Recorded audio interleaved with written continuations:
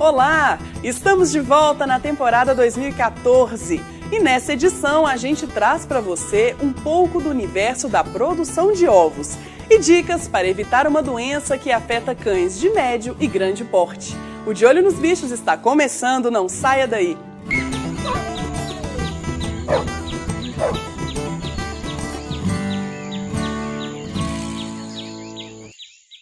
Segundo dados da Agência das Nações Unidas para a Agricultura e Alimentação, divulgados em 2013, a China permanece imbatível na posição de maior produtor de ovos, respondendo por 40% da produção mundial.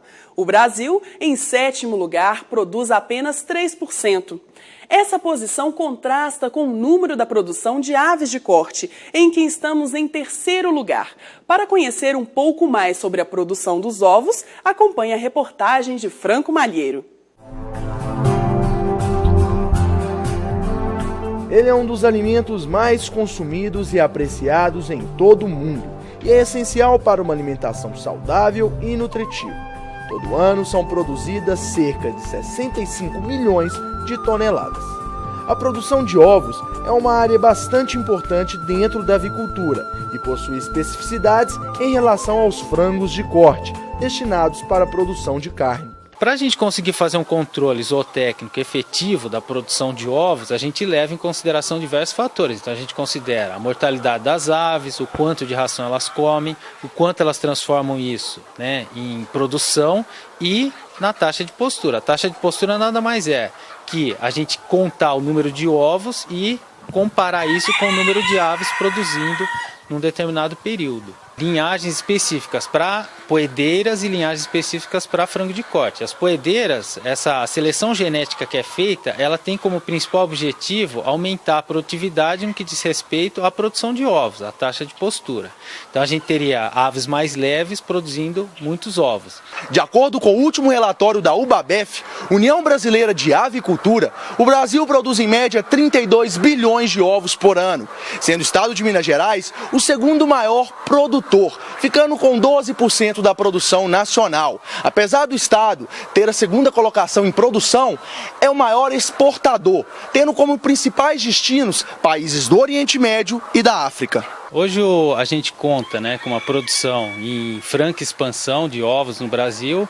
O estado de Minas ele vem se destacando nessa produção e tudo que a gente produz aqui no Brasil, a maior parte desses ovos eles são consumidos dentro do próprio país. A gente tem uma exportação de apenas 1% de toda essa produção e todos os outros 99% são consumidos aqui no próprio país. Existem mitos que rodeiam a avicultura, seja de corte ou de galinhas de postura. Quem nunca escutou sobre hormônios utilizados na criação de frangos de granja? A gente tinha no passado, a gente precisava de 3 meses mais ou menos para atingir o peso que a gente tem hoje de 2,8 kg por ave e hoje a gente consegue isso em 45 dias. Mas isso não é devido à utilização de hormônios, principalmente porque o Ministério da Agricultura ele proíbe a utilização de hormônios na alimentação de aves, tanto de corte como de postura, como a gente vê aqui. Então, quais foram as características que conferiram esse ganho de peso tão acentuado em tão pouco tempo? A gente poderia relacionar isso principalmente ao melhoramento genético, pelo que as aves passaram, a condições ambientais a que elas são criadas, a nutrição adequada e balanceada que é fornecida às aves e um efetivo controle sanitário a que as aves estão sujeitas. A gente pode classificar, existe uma diferença entre o ovo caipira, o ovo orgânico e o ovo de granja, ou da produção industrial. O ovo caipira, ele é aquele que é obtido de aves que botam os ovos de forma extensiva. Elas são criadas soltas, botam os ovos e esses ovos são recolhidos. O ovo orgânico, para ser orgânico, ele precisa de uma certificação e de um selo de qualidade. Para que ele tenha essa característica, não pode ser usados químicos sintéticos na produção, inclusive na alimentação das aves. O milho, por exemplo, que é fornecido a aves destinados à produção orgânica, ele não pode conter ou ser utilizado pesticidas e herbicidas na sua produção.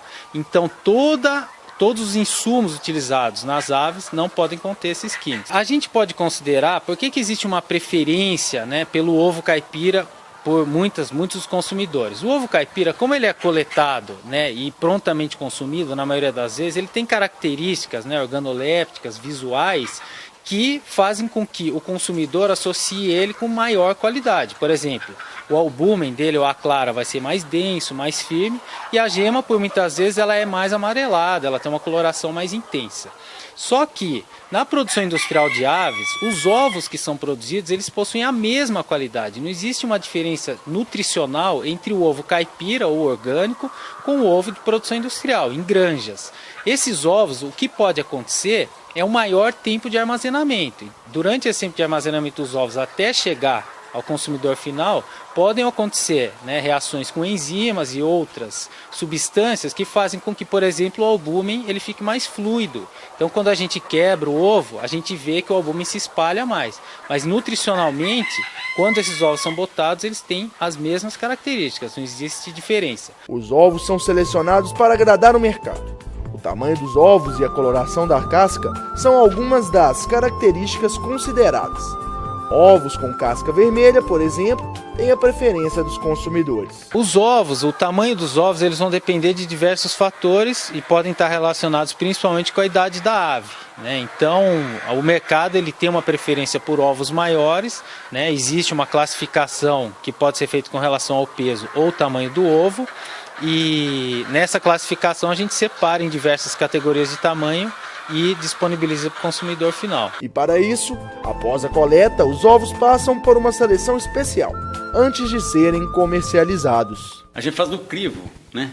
Ele é colocado e separa-se os ovos, né? Geralmente são extra e A, que é a maioria, né? Que a gente tem aqui, que já recolhe aqui na fazenda, né? E depois é colocado nas caixas, né? E vendido, né? Comercializado aqui mesmo, né? E o que mais você já ouviu falar sobre os ovos? Conheça agora alguns mitos e verdades sobre eles no Você Sabia? Ele é um alimento saboroso, nutritivo e que vem abandonando a fama de vilão da saúde ao provar ser um ingrediente capaz de ajudar a reduzir o colesterol e evitar a obesidade. O ovo é uma excelente fonte de vitaminas A, do complexo B e de carotenoides que colaboram na prevenção de doenças degenerativas. Também é rico em minerais como ferro, fósforo, selênio e zinco. É ainda um dos poucos alimentos que contém a vitamina D e, segundo especialistas, o valor nutricional da sua proteína pode ser comparado ao do leite materno porque contém todos os aminoácidos essenciais. Pesquisas realizadas na década de 1990 comprovaram que não existe relação entre o colesterol presente no ovo e o aumento das taxas de gordura nociva ao nosso organismo, especialmente ao sistema cardiovascular. Um ovo contém 213 mg de colesterol, o que equivale a quase o total da ingestão diária recomendada. Mas falando assim, parece até que cortar o ovo da dieta é a melhor saída para evitar doenças do coração. Na verdade, a quantidade de colesterol de um alimento não tem impacto direto sobre o colesterol do sangue. E no caso do ovo, apenas 1/3 da substância é absorvido pelo organismo.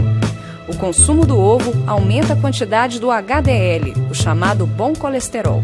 O ovo também pode ser um grande aliado para quem quer ganhar massa magra corporal. A ovoalbumina, a proteína da clara, contém uma boa quantidade de leucina, que é um aminoácido utilizado em suplementos alimentares para evitar a perda de musculatura e muito consumido por atletas. A síndrome da dilatação vulvogástrica, também chamada de torção de estômago, é uma doença séria e relativamente frequente, o que preocupa donos de cães de médio e grande porte. Ainda de causas concretas e indefinidas, o problema tem alta taxa de mortalidade. Saiba agora como identificar os sintomas. Problemas comuns em cães de grande e médio porte são a torção e dilatação gástrica. Doenças graves com alto grau de mortalidade. São duas doenças que podem vir juntas ou isoladamente. Geralmente, a torção gástrica é uma doença que precede, ou melhor, que procede, né, um quadro de dilatação. Dilatação gástrica é um aumento do tamanho do estômago, né, muito comum em cães de raças de grande porte, de porte gigante, como por exemplo o fila brasileiro, o labrador, o rottweiler, né, o dog alemão. São raças que têm uma predisposição específica, ela normalmente é causada por uma alta ingestão de alimentação de forma rápida, seguida de atividade física de moderada a intensa. Há um acúmulo de gás por ingestão de ar e também por fermentação bacteriana desse conteúdo no estômago, né? E dependendo da gravidade do processo, do tipo de animal, essa dilatação, melhor dizendo, pode evoluir para um quadro de torção de estômago. Uma das causas da dilatação e torção gástrica vem de uma característica natural dos cachorros. Cães comem rápido e mastigam pouco. A velocidade da ingesta de alimentação pelos cães é uma característica da espécie canina. Os cães praticamente eles não mastigam, né, a sua alimentação. Eles trituram muito mal a alimentação e praticamente engole, e a digestão praticamente ela se inicia no estômago mesmo. Isso é uma característica da espécie canina. Nesse processo de comer, obviamente, se for uma alimentação muito ávida, muito rápida, um cachorro mais ansioso, né, para comer, ou então que está com muita fome, ele vai, junto da alimentação, ingerir ar. E isso também contribui para um quadro de dilatação e posterior torção de estômago. Em caso de torção, o procedimento é cirúrgico em quadro de urgência. Na grande maioria das vezes a gente não tem tempo hábil para fazer nenhum tipo de exame pré-operatório, né, que se exigiria, e a gente literalmente tem que, né, você leva o animal para o centro cirúrgico, você anestesia esse animal, faz a abertura do abdômen, né, você retira o gás desse estômago, você faz a lavagem desse estômago, você reverte o estômago para a posição de origem, para a posição natural, e você faz uma sutura de fixação da serosa, que é a camada mais externa do estômago, na parede abdominal para evitar futuros quadros de torção gástrica. Tanto a dilatação como torção gástrica são recorrentes em cachorro de grande porte. Esses animais apresentam uma caixa torácica ampla, com espaço maior para o acúmulo de gás que vem da fermentação dos alimentos digeridos. A gente procurou mostrar aqui, né, um cão que é um mestiço de Rottweiler, né, mas que tem algumas características que a gente considera importantes do ponto de vista anatômico para definir mesmo isso, né? Então, um cão de porte, nesse caso, um cão de porte grande, né? Ele apresenta uma largura, né, de tórax e abdômen grande. Então, isso é o que a gente normalmente chama de, né, predisposição genética e racial à dilatação e torção de estômago. São essas as características. O cão tem que ser grande e tem que ter um tórax e um abdômen profundo, largo, né? Grande também, igualmente grande. A prostração pode ser um sinal de dilatação e torção. Os proprietários devem ficar atentos a esse e outros sintomas. Então é exatamente nessa pequena, logo depois do arco costal, né? São as costelas, a gente consegue começar a individualizar o abdômen. Geralmente essa região aqui é que chega para a gente bastante aumentada, ela fica abaulada. Quando o animal deita de lado, você consegue ver um aumento de volume considerável. E faz um som oco. Se você bater, percutir com os dedos, por curiosidade, na hora que você vê, você vai sentir como se fosse um tambor mesmo. Porque dá um som mesmo, entendeu? Então ela fica bem abaulada, bem dilatada, como se fosse um balão. E aí há uma compressão, né? Porque aqui, né, no arco costal a gente tem um diafragma, há uma compressão nesse sentido, né? O estômago cheio começa a comprimir nesse sentido, dificultando, né, a abertura da caixa torácica na hora da respiração. Então o animal começa a ter problemas, inclusive, para respirar. Geralmente são quadros com pequenas chances de reversão.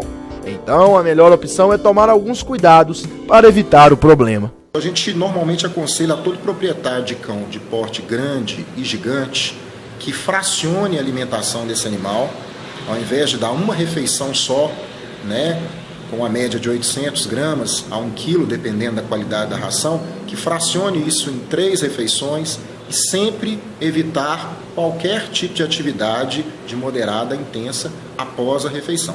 O nosso programa fica por aqui. As novidades você encontra no Twitter e Facebook. Muito obrigada pela companhia e até o próximo De Olho nos Bichos. Tchau, tchau!